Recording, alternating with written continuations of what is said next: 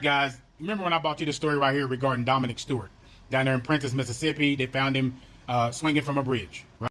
And at that time, I said, you know, I'm not for sure if he really took his own life. Well, I got confirmation today. I spoke to his grandmother, Miss Angelia Wallace. We want to lift all of them up in prayer, the whole family, everybody, okay? But I did get a phone call, and I got confirmation from her regarding Dominic, all right? So she put that big question to rest. And that big question that we had was, did he really do it to himself, or was it something more sinister? And what I found out was he did this to himself. And just to let you guys know, it had nothing to do with nobody being in his corner, people not being there for him. Everybody loved him, and he loved everybody. Dominic was very smart. He was very talented. Everybody knew him, right? Everybody knew him, especially with that smile. One of the biggest things that really stood out to me is that Dominic, he knows that word. But there are times when we go through stuff. There are times when we go through things, that spirit of heaviness. That's just like in the Bible when, you know, you're faced with hardships, you know, that spirit of heaviness, it starts to linger. It starts to get deeper and deeper. And many times, you know, people react differently. Like, let's look at Peter, for instance. Peter, when he saw Jesus walking on the water in joy, Peter jumped from the fishing boat and he walked on water to meet Jesus. But then he began to sink because he focused on the surrounding storms instead of keeping his eye on Jesus. Many times in life, the things that are going on around us in the world, man, in our community, even in our own personal life and stuff, we start to get our focus off of God, who's leading us, and we put it on those storms.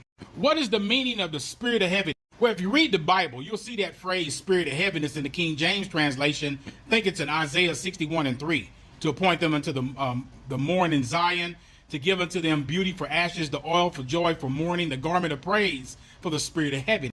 And other translations use the word spirit of despair, or faint spirit, or a suffering spirit. And these descriptive words, they paint a picture of someone with a heavy, sorrowful heart. And many times that person is dealing with an unknown situation, right? An unknown situation. I've been there. Many of y'all have been there. Some people make it out. Some people don't. Some people are able to get rid of that spirit of heaviness, and some people just overcomes you. All right. But we want to lift this family up, come together as a village around this family. And speaking to Miss Wallace, one of the sweetest ladies that you can ever talk to.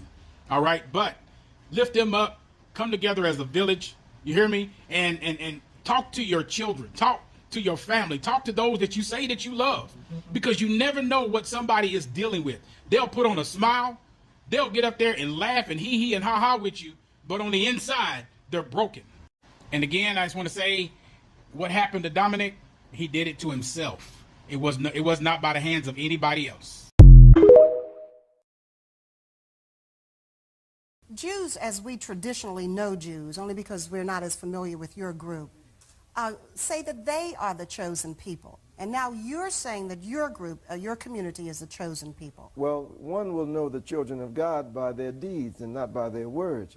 You know the tree by the fruit that it bears. We're not judging people on the color of their skin, but on the content of their character and what they're doing for the world. You see, there are those in South Africa who are now calling themselves Afrikaners, and they come out of British, and they come out of the Netherlands, and they come out of Germany. If we only go by what one calls themselves, then that's no way to determine that. So then are you disavowing the heritage of the Jews who are outside of your community? I'm not disavowing the heritage of anyone. I'm just affirming the heritage of black people in America as being the descendants of the true children of God, or the Hebrew Israelites, you see. Okay. So those who are saying that they are the sons and the daughters of Abraham, we say, bring forth your works. Okay, we're going to... Okay, so I'm a Hebrew Israelite, but technically that's not a religion, and it's more so a bloodline. It's a heritage. And I learned who my ancestors were, which are the people of the Bible, the Hebrew Israelites. And it's a chapter in the Bible. It's Deuteronomy 28, and it talks about a particular people that were enslaved and taken captive on slave ships to a land that's not their own. Now, when you think back in history, what we're taught in school, and even like when you think about it, what other group was enslaved and brought to America on slave ships but black people, people of color? So those people are our ancestors. So since learning that, I'm like, that's really how I'm supposed to live. I'm supposed to live biblically.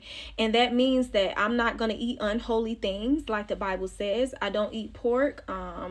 I don't eat crabs or shrimp. I don't eat those things because they're unclean. It says we're not supposed to eat them in the Bible. I don't celebrate Halloween, Christmas, Easter. Those things are not of the God of the Bible, if you want to get technical, you know, and you can even research the origin. So it's a lot of stuff that's in the Bible that we didn't even know, like, unless you really read it for real. And I also worship and keep the Sabbath on Saturday. You know, in the Bible it says that Saturday is technically the day of rest. That's when the Most High commanded us to rest. That's our Sabbath. You know how most people worship on Sundays? That was actually changed by Catholic people.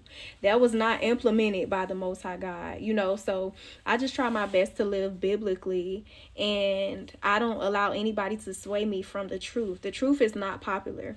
And understand that the devil came to steal, kill, and destroy. And he's very confusing. He causes confusion, and he caused so much confusion to the point where people don't really know that their ancestors are the people in the Bible, you know. And that doesn't take it away from people that's not of color. You know, that doesn't mean that we should hate them or treat them like they're less of anything.